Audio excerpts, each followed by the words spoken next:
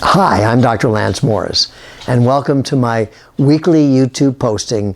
This is number 46B of a sequential series.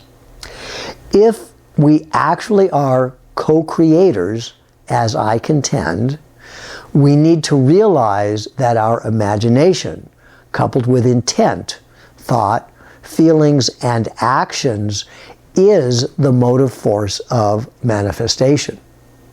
As such, we need to be mindful and diligently practice utilizing this process. It's curious to me that many of the self-help advocates and self-proclaimed spiritual gurus omit any warning about the cause and effect consequences of how, why, and for what we are applying the mechanics of manifestation. Remember, whether the image we project have either negative or positive emotions linked to the image, these emotions are equal in their ability to produce an outcome.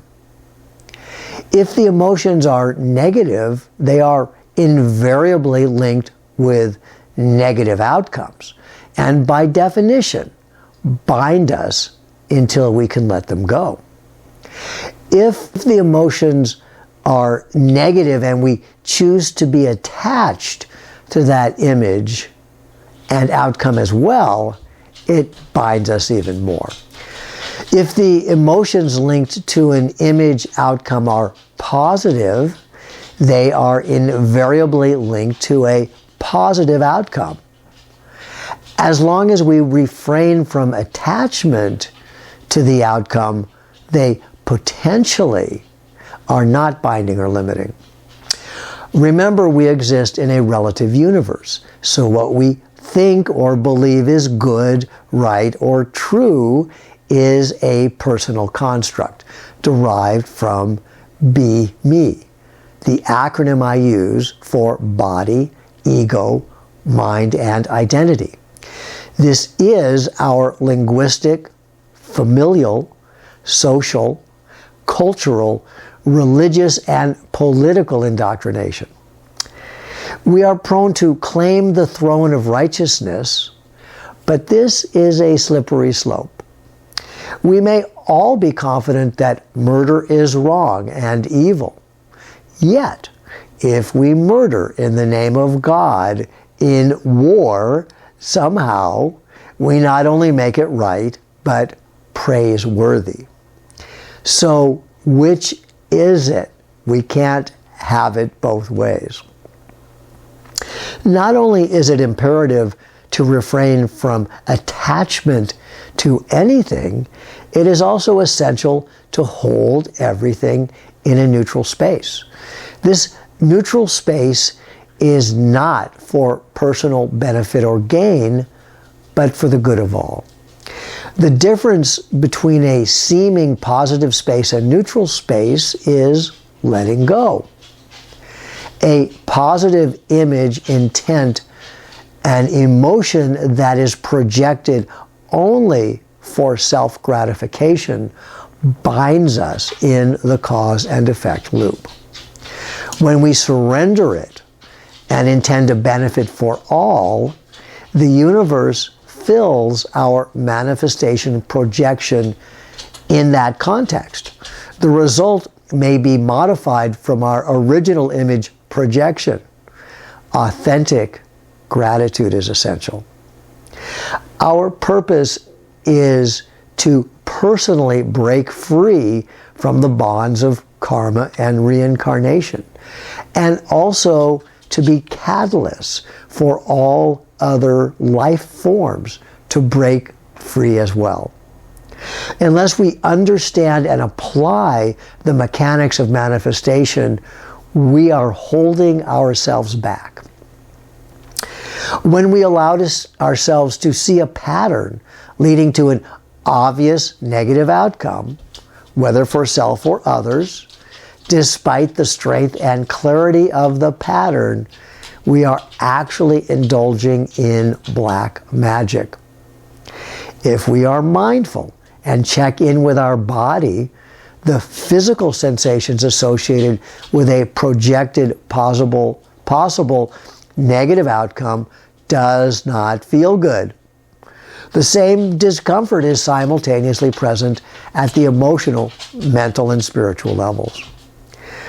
What makes us feel compelled to do this? It is an engram, a negative feedback loop generated from our linguistic, familial, social, cultural, religious, and political indoctrination.